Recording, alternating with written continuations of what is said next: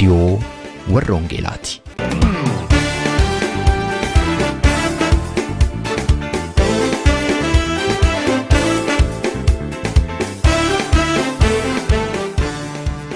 Reediyoon Warra Wangeelaa tokkummaa waldooti Oromoo Warra Wangeelaa Awurooppaatiin qophaa'e torbanitti si'a tokko dhaggeeffattoota biyyootii gaanfa Afrikaaf naannoo isaatiif akka lakkoobsa sa'aatii Itoophiyaatti galgala sa'aatii 12 hamma sa'aatii 12:00tti dambalii gabaabaa kiilooheerzii 15,515 yookaanis meetir baandii 19 irratti kan isin qaqqabu Tamsaasa Wangeelaati. Kun reediyoo Warra Wangeelaati. Harka fuunee attamjirtuu jaallatamtootaaf kabajamtoota dhaggeeffattoota keenya reediyoon Warra Wangeelaa torbanitti gaaf tokko kan isinii dabarsitu sagantaa ishee guyyaa har'aa kunoo jalqabde. Sagantaa keenya har'aa keessatti ergaa sagalee Waaqayyoo luba Bulii Bayyanaatiin akkasumas immoo dhuga ba'umsaa obboleettii keenya Dasii Shubbaa kutaa sadaffaasaa qabannee dhihaatneerra. Egaa hanga xumura sagantaa keenyaatti lakkoobsaan loolii taatame kan isin affeeru qopheessaa sagantaa kanaa Robsan Makooti sagantaa keenya wajjin yeroo eebbaa qabaadhaan isiniin jedha.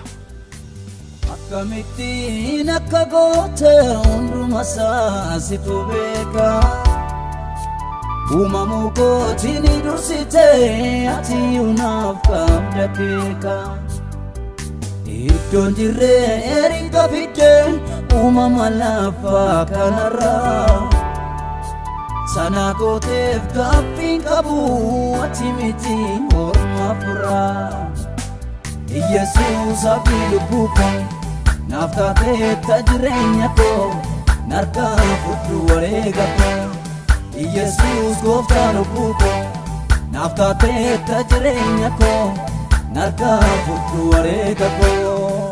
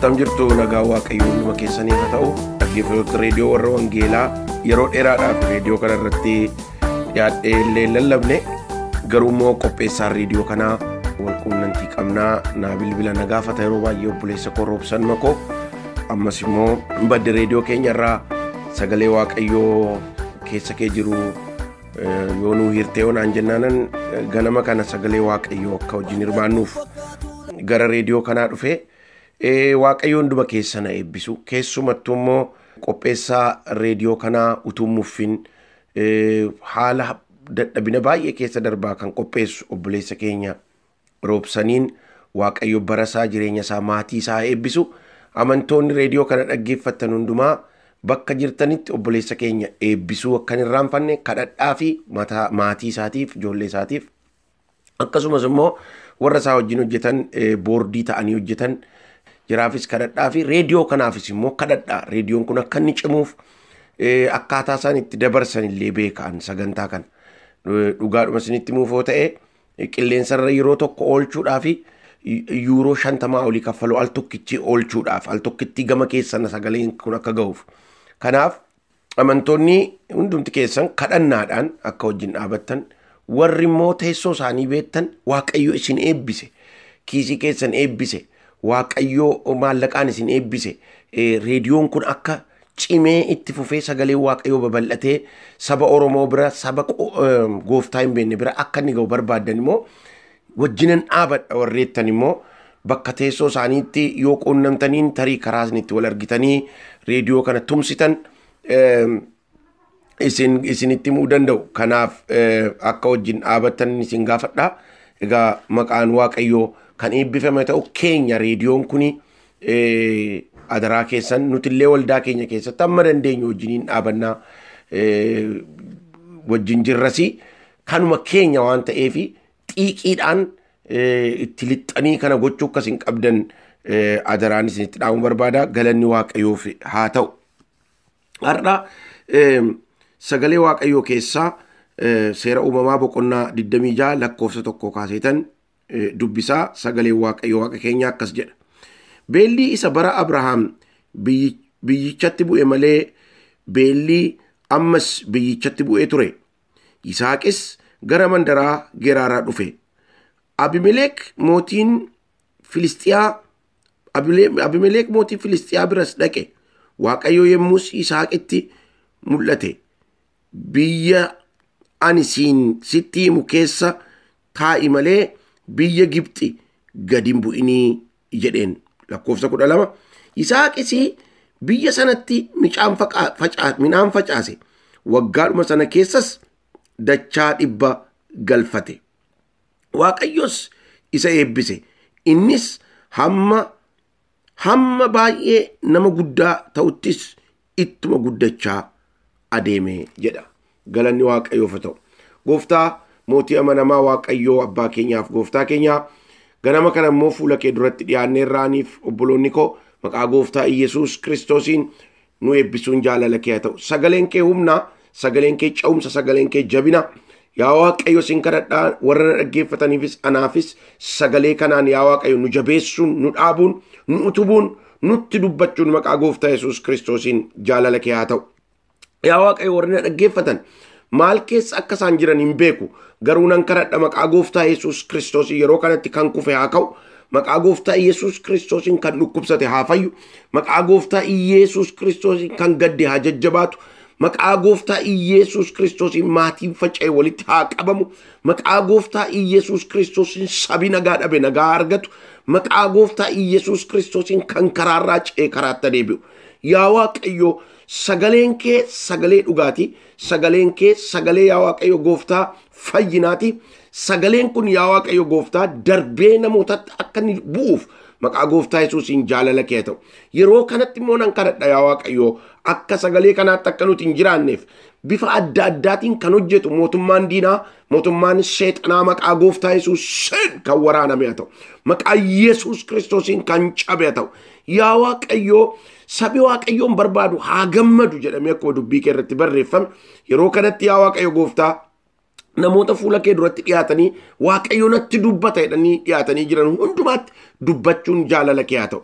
Gooftaa Yesuus Kiristoos ilma waaqayyo sin kadhadhaa hafuuratti nu guddisi. Sagalee keetti maqaa gooftaa Yesuusiin ati nu guddisi. Kadhannaatti yaa waaqayyo ati nu guddisi.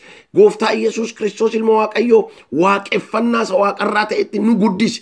Guddachuudha barbaanna yaa waaqayyo gooftaa. Jireenya hafuura keenyatti guddachuu barbaanna maqaa Yesuus Kiristoosiin ati nu guddisi. Akka nuti hin guddanneef, akka nuti darbinee hin deemneef bifa adda addaatiin kan hojjetu maqaa Yesuus Kiristoosiin kan hidhame haa ta'u. Yaa waaqayyo galanni guddaan siif haa ta'u. Ilaa gooftaa sagalee amma dhaggeeffachuuf deemnu kana keessaan ergaa nuuf qabdaa ulfaadhu. Waan nu eebbifteef si haa galatu maqaa gooftaa Yesuus Kiristoosiin. Ameen. Har'a wanti irratti dubbachuu barbaadu hojjetanii eebbifamuu waan jedhu irratti dubbachuu barbaada. Waaqayyotu keessa koo guute sagalee kana.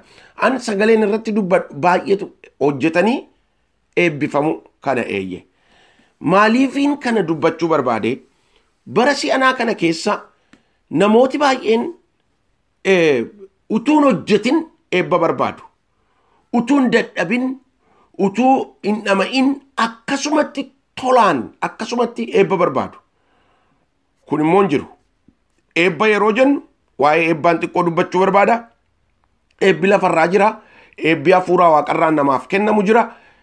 Eebba lafarraa kana haammachuudhaaf eebba lafarraa kana buddisuudhaaf eebba lafarraa kanatti gammaduudhaaf hojjechuun baay'ee barbaachisaadha. Namooti bara si'anaa kana keessa waldaalee raajonni keessa jiran keessattuu bara kana raajonni baay'eetu jiru. Lafti taa'an hin jiru namni fiixeedha amma fiixeetti guutee barcumillee mul'atu.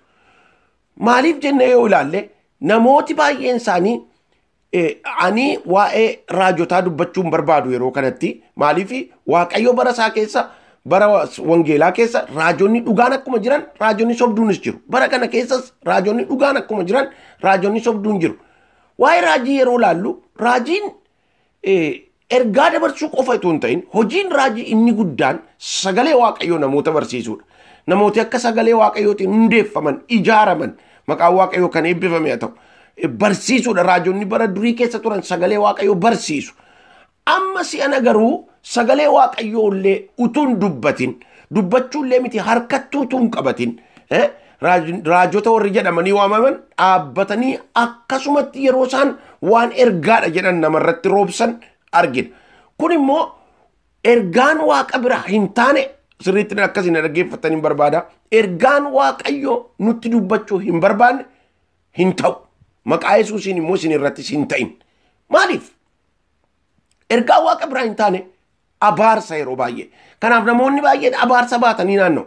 Maaliifin kana jechuu barbaade namootni harka lafa jalaatiin eebba hammaarrachuu waan barbaadaniif ergaa sobaatiin jiraatu. Waaqayyoo baankii kee keessatti maallaqa hammanaa sii gasheera dhaqi ilaali. Maal jedhanii gaasinitti himuu hin danda'u wanti hin jedhamne hin jiru. Namooti bara kana keessa an gurra kootiin wanti hin dhaga'e hin jira. Utuu hin baratin utuu kutaa tokko lixanii hin baratin Waaqayyo digirii isa duraa sii kenneera jedha jedhanii ililchanii namooti lafa dhiitanii yeroo gabbaan garuu hin jiru. Waaqayyo kana nu haa oolchu. Yeroo gabbaan hin jiru. Firoota koo bifa kamiinuu karaa kamiinuu kottaa utuu hin baratin utuu mana barumsaatti hin galin kutaa tokko 2 3 kutaa 6 7 8 utuu hin jedhin digirii argachuun tasuma dhaga'amee hin beeku. Bara kana keessa wanta dhaga'amee hin beekin baay'eetu mana Waaqayyoo keessatti dhaga'amaa jira. Yeroo lakki akkas miti wangeelli akkasiin jedhu jennee namoota barsiisuu barbaannu namooti humna Waaqayyoo hin daangessin Waaqayyoo hin danda'u. Bifa kamiinuu karaa kamiinuu Waaqayyoo fuudhee utuuti mana barumsaan dhaqin digirii sirra kaa'uun hin danda'u hin hojjetus seeraan nama gaafachiisa. Kan biraan kan isin beekuu qabdan Waaqayyo bifa kamiinuu horiin baay'isu. Maallaqa kiisii keessan keessa jiru qabaamee meeqa baasaa ilaalaa. Kuni wangeela keenya yookaan gooftaa keenya Yesuus Kiristoosiin qoruu jedhama. Maallaqa ati birrii 100 baankii keessaa qabda yoo ta'e maallaqi kun baay'atee yeroo tokkoon 100 yoo ta'e mootummaadhaanis hin gaafatamta seeraanis hin gaafatamta wanti akkanaa kun hin hojjetu. Kanaaf namoonni baay'een kan isaan waldaa raajonni keessa jiran guutanii jiranii fi raajii sobaa waan barbaadaniif raajii jireenya isaanii irratti hin raawwanne yookaan immoo eebba lafa jalaa utuutti hin dadhabin utuu hin dhama'in akka harka isaaniitti akka galu waan barbaadaniif. Kanarraa kan ka'e namooti maal ta'aniiru dhibaa'oo ta'aniiru. Maqaa gooftaa Yesuus Kiristoosiin saba koo mana dhaggeeffataa jirtaniif hafuurri dhibaa'ummaa isinirraa kan cabe ta'u. Waaqayyo ijoollee dhibaa'oo hin qabu. Waaqayyo ijoollee dhibaan takkaa qabaatees hin beeku. Dhibooftuun immoo eebba hin nyaattu. Waaqayyo akkaataa itti hojjetu qaba. Atiin hojjettaa hojii harka keetii eebbisa Waaqayyo. Ati hin fiddaa humna sii dabala Waaqayyo. Ati ga'ee kee baataa Waaqayyo immoo ga'ee isaa ba'a. Kanaaf namooti baay'een dafinoodhaa hamma sanbata guddaatti hojiin hojjetan. Akkasumattiin akka nama akkamittiin jedhee dubbadha ta'ee hin beeku. Durii maal jedhu akka nama xabala qammasu jedhu. Mana raajii isa kanarraa dafinoo asoolu facaasaa immoo isa kana bira dhaqu roobii immoo isa gamasii dhaqu kamisa yeroon qaban obboleettii koo obboleessa koo hin dhama'in Waaqayyoon kadhachuun sagalee Waaqayyoo dhaggeeffachuun Waaqayyoo faarsuun baay'ee barbaachisaadha. Garuu akkati mana namaa dhattee hoo'iftee ililleedhaaf faarsaadhaan lafa dhiittee yeroo gabbaatu ergaan taane hammaarrattee baatee jireenya gadadoof rakkinaa keessa akka jiraattu jaalala Waaqayyoo miti. Waaqayyo akkasii waaqeffattan hin barbaada. Guyyaa waaqeffannaa guyyaa haara galfii nuu kaa'eera. Torbanitti akka kootti dhiifama naa godha. Torbanitti allama waaqeffattan hin gaa. Sanbati guyyaa waaqeffannaati. Ganamaa kaatanii amma galgalaatti waaqeffattanoo. Waaqayyo uumataan isaa guyyaa 6 hojjete torbaffaa haara galfateedha. Guyyaa haara galfii keessan utaaltanii waaqeffattanoo. Ililchitanii waaqeffattanoo. An Waaqayyo akkasiin eebbisuu hin barbaada. Maqaa Gooftaa Yesuus Kiristoos warri na dhaggeeffataa jirtan Waaqayyo sin haa eebbisu. Waaqayyo wanta lafarraatiin isin eebbisu. Waaqayyo ijoollee hiyyeessota akka qabaatu hin barbaadu Waaqayyo. Eenyu kan hiyyeessa ta'u dhibaa'otatu yeroo baay'ee hiyyeessota sagalee Waaqayyoo keessaa seera uumamaa boqonnaa 13 lakkoofsa 1 kaaseetuun dubbisu akkas jedha. Akkasitti Abrahaamii biyya Gibxii keessaa ba'e haadha manaasaas waan qabu hundumaas fudhatee biyya gara mirgaatti ol ba'e. Abrahaam jedha lakkoofsa 2 irratti nama badhaadhaa ta'eedha maqaa Yesuus Kiristoosiin. Bu'aa badhaadhummaa isaatii yeroo dubbatu horii qe'ee meetii warqee baay'ee qaba tureedha. Galanni Waaqayyoof haa ta'u. Waaqayyo akkasiin qabeenyaa lafa kanarratti badhaadhan barbaada. Badhaadhuudhaaf garuu tola teessee hin badhaadhu obboleessa ko. Raajiirraa ergaasii dhufuun hin badhaadhu obboleessa ko. Sa'aatii 24 kadhannaa duwwaa gochuudhaan hin badhaadhu. Kadhannaan baay'ee barbaachisaadha dhaggeeffadhaa. Fayyina keessaniif kadhachuun, nagaa keessaniif kadhachuun, soomuun, sagaduun barbaachisaadha. Garuu sa'aatii 24 guutuu jilbeenfataa oolte isinitti himaa dhaggeeffadhaa. Kana lallabii koo kun isinitti ulfaachuu danda'a. Hin eebbifamtan akkasittiin. Hin eebbifamtan. Namooti baay'een baadiyyaa biyya keenyaa keessa naanna'uudhaan arras guyyaa kana kadhataa oolu iftaan achitti ija kootiin waan hin arge waan hin beekun isinitti himaa. Sabni keenya akka inni eebbifamu, akka inni badhaadhaa ta'u yoo barbaade waaqeffannaan barbaachisaadha, kadhannaan barbaachisaadha, sagalee Waaqayyoo dhaggeeffachuun barbaachisaadha, waldaa dhaquun barbaachisaadha. Garuu akka inni hojjetu immoo saba keenyaaf karra banuun baay'ee barbaachisaadha. Maqaa Gooftaa Yesuus Kiristoosiin karri hojii isiniif haa banamu. Inni qonnaa qotuu qaba. Inni horii horsiisuu qaba. Inni barsiisaa ta'e barsiisuu qaba. Inni hakiimii ta'e nama wal'aanuu qaba. Inni daldaluu qaba. Inni barachuu qaba. Waaqayyo kanaaf nu uume. Dadhabdan malee waan tokkotti hin baatan. Maqaa Waaqayyoo kan eebbifame haa ta'u. Kanaaf hojjetanii eebbifamuu waan jedhu irratti dubbataa jira akkan irraanfadhe. Hojjetanii eebbifamuu. Akkasumattiin ta'anii eebbifamuun hin jiru. Iyyummaatti isinitti taphata. Namooti baay'een iyyummaa keessa kan isaan jiraatan, maatiin isaanii gadadoo keessa kan isaan jiraatan dhibaa'ummaa irraa kan ka'e. Waaqayyo ijoollee dhibooftuun qabu maqaa Yesuusiin. Haaleluuyaa. Raajota keenya kan nuti itti himnu, lallabdoota wangeela lallaban kan nuti itti himuu barbaadu. Luboota keenya waldaa keessa jiran kan nuti itti himuu barbaadu. Saba keessan waaqeffannaadhaaf sagalee Waaqayyootiif kakaasaa. Saba keessan akka isaan hojii Waaqayyoo hojjetan dammaqsa. Garuu immoo saba keessan guyyaa duraatii jalqabee hamma guyyaa sanbat duraatti hojii akka isaan hojjetan itti hima. Akkuma sila siin jedhe. Waaqayyoo lubootni isa isin hojjettaniif kadhatu. Isinitti hima eessaa fiddu sun duuka buutonni Gooftaa Yesuus Kiristoos turan 12 hojii qabu turan. Maatiyos qaraxxuu ture. Phexros qurxummii qabdu ture. Yohaannis qurxummii nama qabu ture. Sooressa turan. Nooyin yoo fudhattan qotee bulaa ture.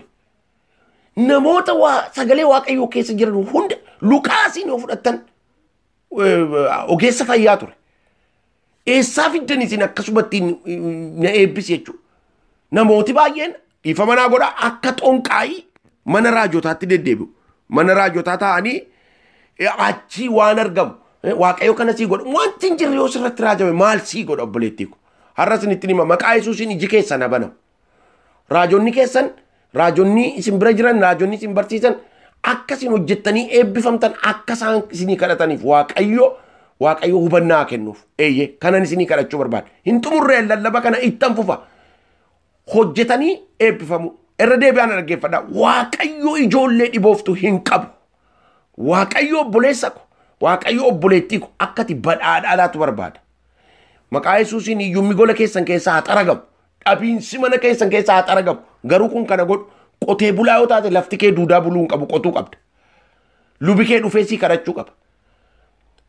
nama horsiiftoota ta'e horsiisuu qabda, loon qabaachuu qabda, lukkuu qabaachuu qabda. Waan baay'een dubbachuu danda'a kanarratti. Waan baay'ee horsiisuu qabda. Maal si eebbisa Waaqayyo, si eebbisa. Xiqqoo see tuqeen darbaa sagalee Waaqayyoo keessa.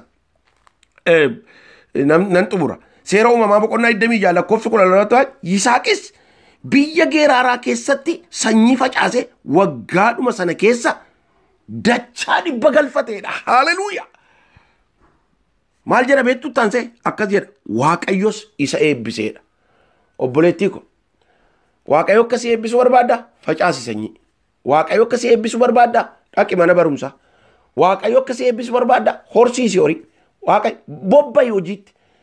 Bara dheeraadhaaf saba keenya hiyyummaadhaan kan hidhe afurri seexanaa waraanamu maqaa Yesuusiin. Namoota walitti qabanii torbeedha amma torbeetti hojjettan malee eebbifamtan. Kun immoo abboommii Waaqayyooti. Waaqayyo namni akka inni hojjetu Addaamii fi Hewaaniin yeroo achi lafa isaanii lafa cubbuudhaaf yeroo isaan ari'amanitti maal jedhe Addaamiin hin hojjettaa hin dafqitaa hojii harka keetii nyaattaa jedheen. Kun abboommii Waaqayyooti. Hojjetanii argachuun eebba malee salphina miti. Waaqayyo baay'een keessan akkasiin sooromtan barbaada. Waaqayyo baay'een keessan akkasiin badhaadhan barbaada. Kanaaf immoo akkasiin hojjettan barbaada. Waaqayyo hojii harka keessanii eebbisu, hafuura keessan eebbisu maqaa Yesuusiin itti fufnee lallabnaa. Har'aaf asuma irratti dhaabna yeroo keenyaaf gooftaanis na eebbisu.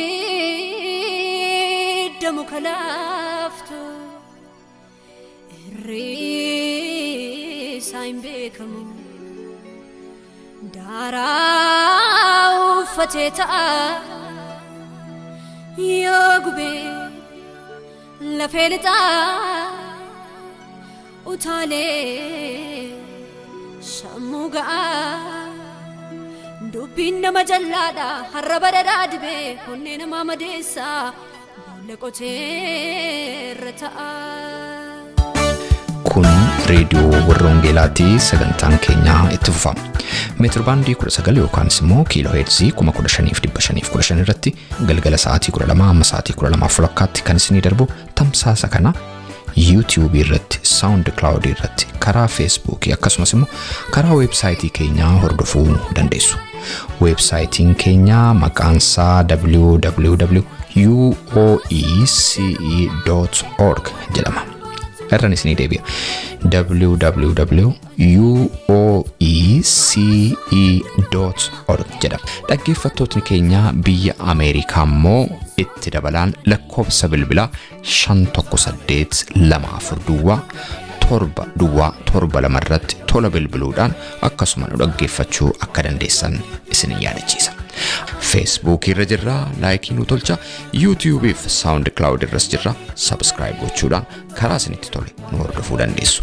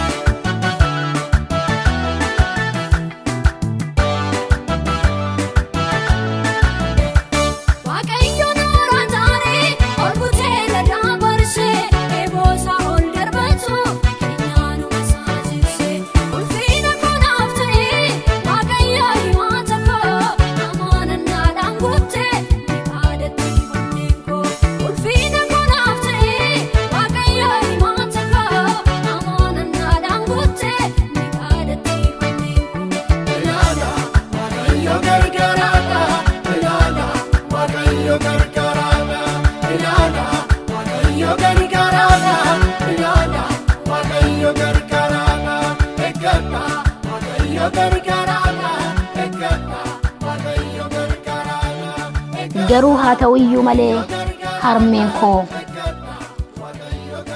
dhukkuba gaggabdoo sanarraatiis bilisa baatee hin fayyite waliin Waaqayyoon waaqeffachuutti kaane.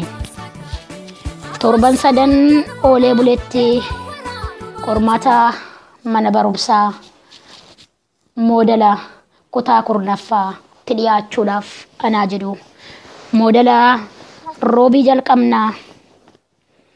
Abbaan koo qidaamee galgalaa akka tasaa dhukkubsateetu ani immoo shaakalan qaba waldaadhaa waldaadha shaakala oolee gara naannaa saayitii 4 gara manaatti imalaan jira. Gara manaatti gaafa imalaa jiru abbaa koo sireedhaan baataniitu natti fidanii. Abbaa koo halkan fayyaa dhiiseen ba'e ganama yeroo innatti dhufanii sireedhaan baatanii abbaa koo qabanii natti sireedhaan baatanii natti fidanii.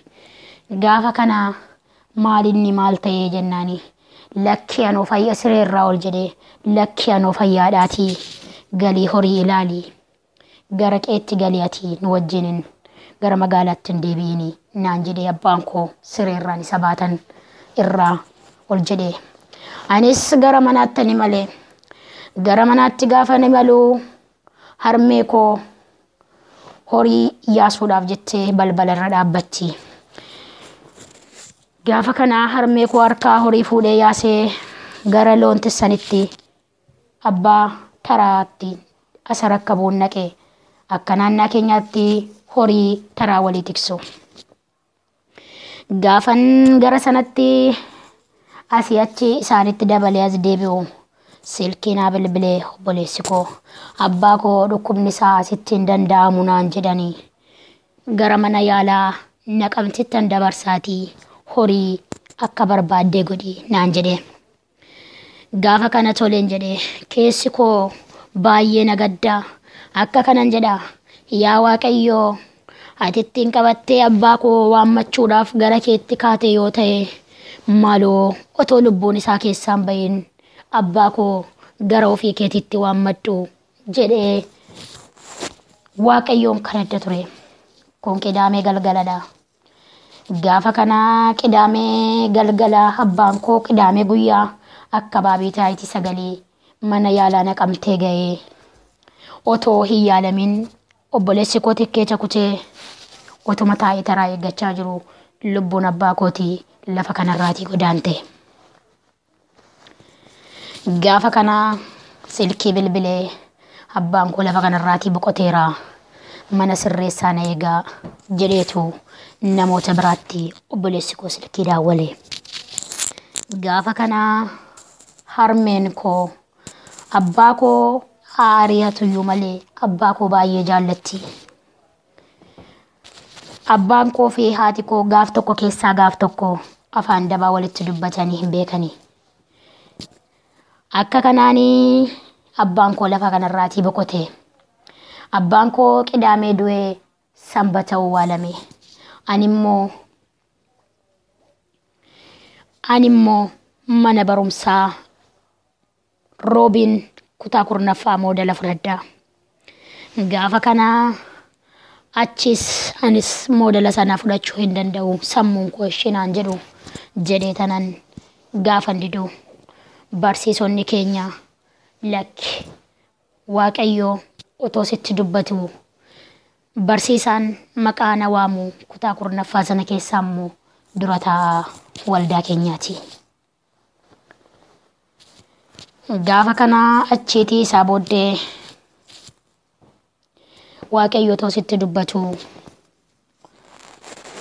wanti ta'e kun galateeffannaadha malee ati gadditee diinaaf bakka laachuu hin qabdu mana barumsaa keetti fufii naan jedhanii dhufanii na sossobaa bulanii billoo galgala roobii ganama dhaqeen qormaata koo fudhadhe. Achirraatii qormaata koo xumuree galee isaa booddee taa'ee ammas harmeen koo yerooma sanatti qabamte.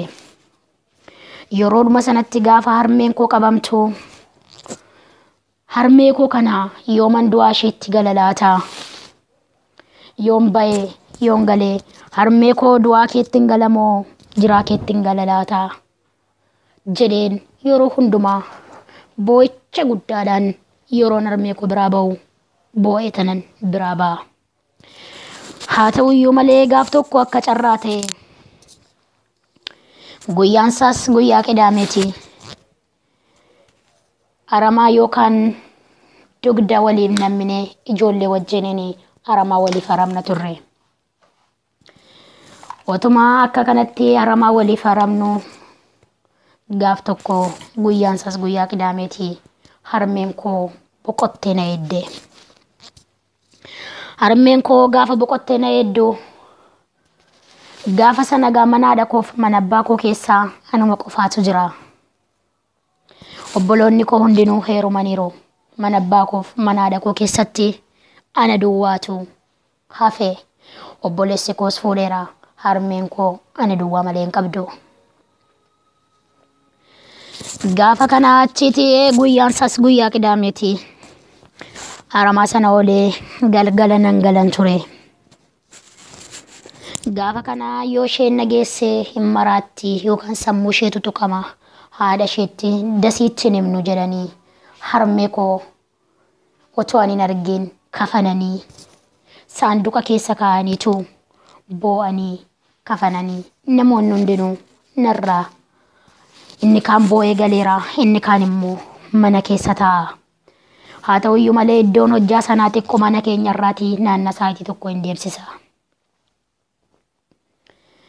Achi isaa booddee gaafa kana gaafa tingaluu harmeen koo guyyaan saas guyyaa qidaameera balbala keenya irraa namoota hedduutu yaa'a. Gaafa kana mucaan obboleettii koo tokko hin jirti. Adaadaa addaan koo hin duute jette. Addee jenna nun immoo haadha keenyaani. Gaafa kana harka tokkoon qonforroo yookaan immoo shoggoraa kan ittiin lafa qonforan baaddeen adeema. Gaafa kana harka tokkoon immoo bilbila harkatti qabaddeen adeema. Gaafa kana du'a haadha kootii gaafa na ga'u of wallaalee akkan ta'ullee na wallaalee. Gaafa kana ani yeroo sanatti achittan of wallaalee. Gaafan balbala mana keenyaatti of wallaalu namoonni hundinuu anatti yaa'aniitu na qabanii. Hanga saayitii 2 yookiin hanga saayitii 3 kan ta'u du'e of wallaalee lubbuun koos lafa kanarraatii akka godaansaatti naannoo saayitii 3 walii of wallaalee. Gaafa kana achitti mootummaa waaqaa keessatti harmee koo argee. Gaafa kana harmeen koo achi ol kaatee dhala koo iddoo kana dhufuun siif hin malu. Ati nama iddoo kana dhufuun siif hin malu miti. Siinganaa waa baay'ee si eeggata. Siinganaa waa baay'eetu si eeggata. Hamma carraa kee lafa kanarraatii hin baane. Carraa kee gaafa lafa kanarraa xumurattee dhuftu. Ana sumattan si eegaa. Dhala koo deemis hin barbaadu. Iddoon kun siif ganaadha. Iddoo kanatti ol dhufuun siif ganaadha. Carraa baay'eetu lafa kanarraatii si eeggata. Naan jettee natti odeessite turte harmeen koo. Tasumaa iddoon kun siif hin malu. Amma ganaadha. Ergama kee hin baane. Ergamni kee ganaadha.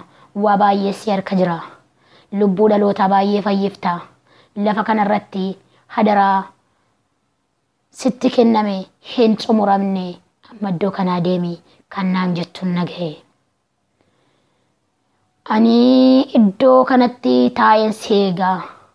Iddoo kana keessatti naafatii ga'ee guddaa waliin qabna ammallee kanaaf mucaa koo ati nagaadhaan naqii iddoo kana dhufuun amma siif hin malu naan jette.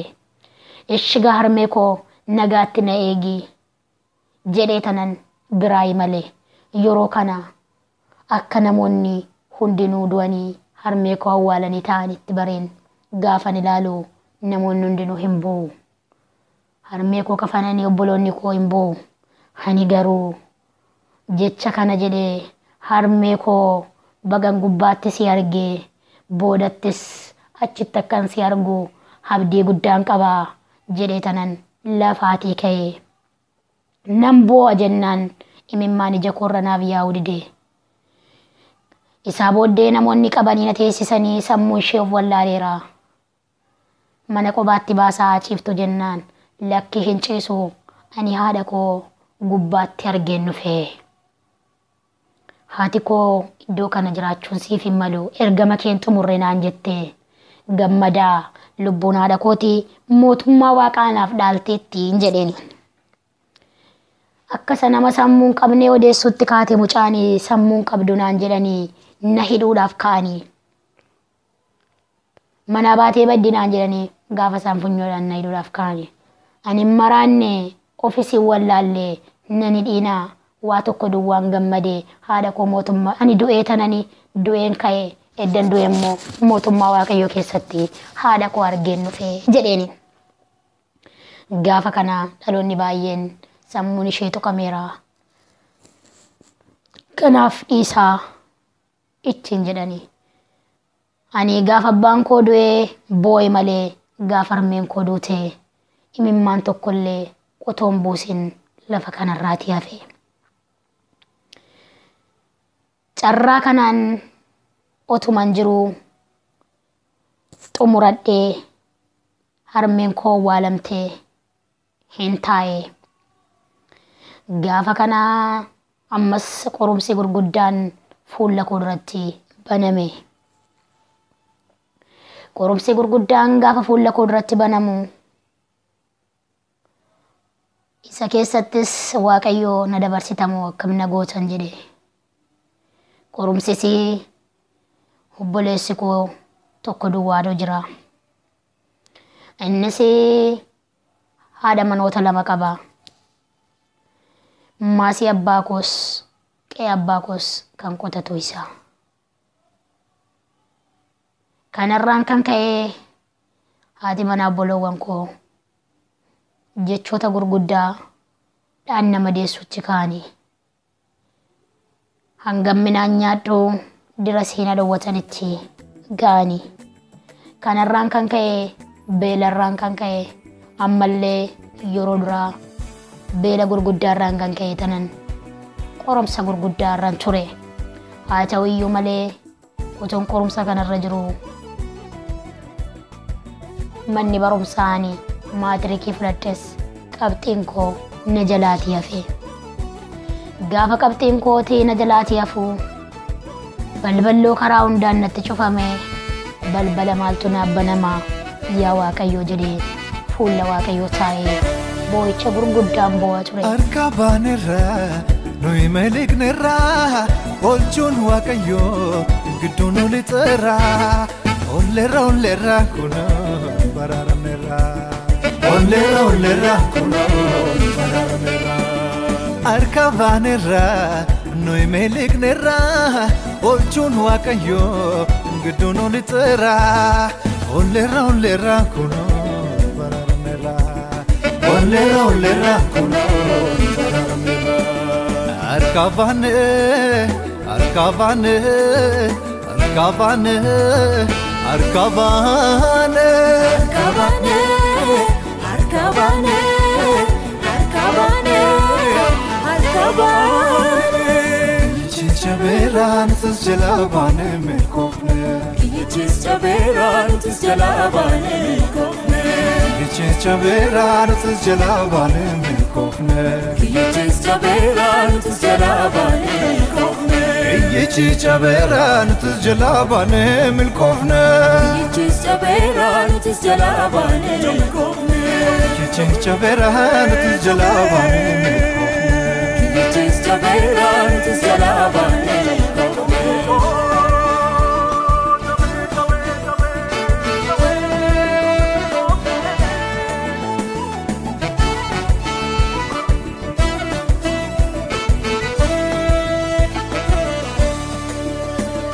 Inni gogeemmise Waaqayyo nu kiise daangaa keenya mootiin ittuma bal'ise. Inni gogeemmise Waaqayyo nu kiise daangaa keenya mootiin ittuma bal'ise. Daangaa keenya mootiin ittuma bal'ise. Daangaa keenya mootiin ittuma bal'ise. Daangaa keenya mootiin ittuma bal'ise. Daangaa keenya mootiin ittuma bal'ise. Dhaggeeffattoota keenya sagantaa keenya irratti akka eebbifamtan abdii qabna. Waa'ee sagantaa keenya gaaffii yookaan yaada yoo qabaattaniif karaa teessoo xalayaa keenya rww@tevlensvine13 1081 Oslo Norway jedhaatiin nu barreessaa yookaanis karaa iimeeyila keenya raadiyoo warra wangeelaa @gmail.com jechuudhaan nu qunnamaa. Torbee sagantaa biraatiin hamma walitti deebinutti nagaa waaqayyootiin tura. Jesus tarkaa fuudhee fiixaan ba'umsasaa. Jesus tarkaa fuudhee Jesus tarkaa fuudhee fiixaan ba'umsasaa. Jesus tarkaa fuudhee Jesus tarkaa fuudhee fiixaan ba'umsasaa. Jesus tarkaa fuudhee Jesus tarkaa fuudhee fiixaan ba'umsasaa. Harka baanerraa nuyi meeliqnerraa oolchuun waaqayyoo gidduun oli xeeraa. Ollerra kuno bararamera. Ollerra kuno bararamera. Arkavanera noi meliknera. Olchun waaqayyo gidduun litera. Ollerra kuno bararamera. Ollerra kuno bararamera. Arkavane. Arkavane. Arkavane, Arkavane, Arkavane, Arkavane. Kichis jaberan tis jalabane melkofne. Kichis jaberan tis jalabane melkofne. Kichis jaberan tis jalabane melkofne. Kichis jaberan tis jalabane melkofne. Kichis jaberan tis jalabane melkofne. Kichis jaberan tis jalabane melkofne. Kichis jaberan tis jalabane melkofne.